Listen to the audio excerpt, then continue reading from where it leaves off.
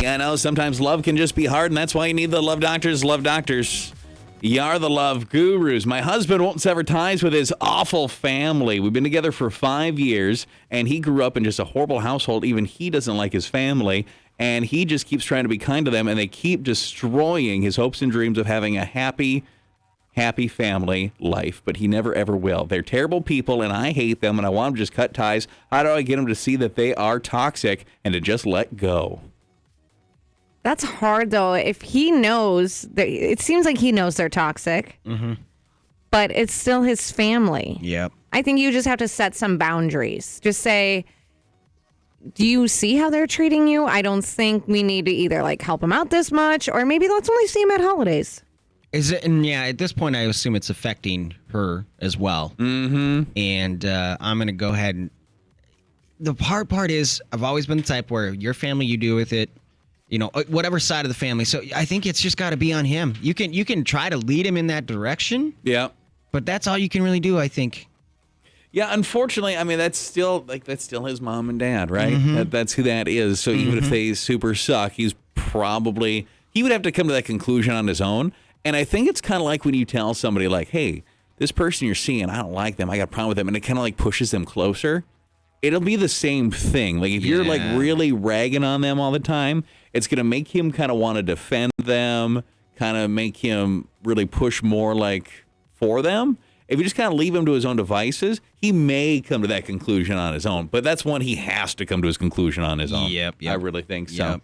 Love Doctors, the love gurus. I have been with my girlfriend for almost 2 years, and I love her. We talk about getting married one day. The one reason it might not work out, she is super jealous all the time. Anytime I have a female friend or even a female coworker that I have a casual relationship with, she goes insane. I'm pretty sure she is self-conscious and convinced I'm going to cheat on her, literally at work. How would I even do that? At the office. How do I help her not be so insecure? First off, I don't think she's self-conscious. I think maybe she was just in a bad relationship previously where she did get cheated on. So why don't you start talking from there? And don't call her self-conscious. That's not going to help anything. I don't like that. It can't even at work. Yeah.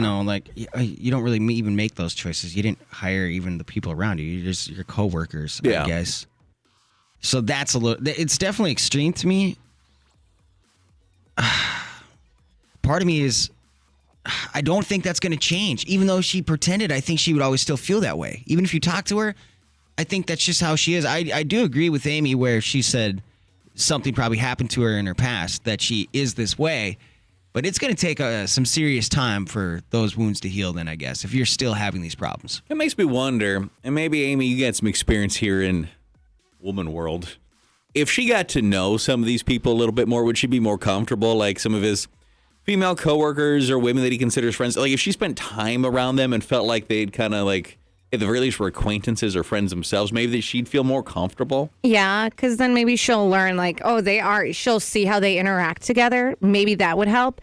But also, it might be something then she will have to take a step back and work on things herself. Sure. I just feel don't call her self-conscious because that's going to make things worse.